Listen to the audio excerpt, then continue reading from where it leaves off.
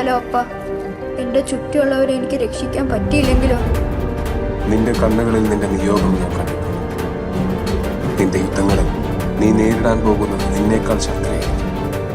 പക്ഷെ അവർക്ക് മുമ്പിൽ നീ തോൽക്കില്ല. അവരെ ജയിക്കാനുള്ള കരുത്ത് നിന്റെ ഉള്ളിൽ നിന്ന് വരും. കാരണം നിന്റെ ജയം ആഗ്രഹിക്കുന്ന കുറെ മനസ്സുകൾ ആ സമയം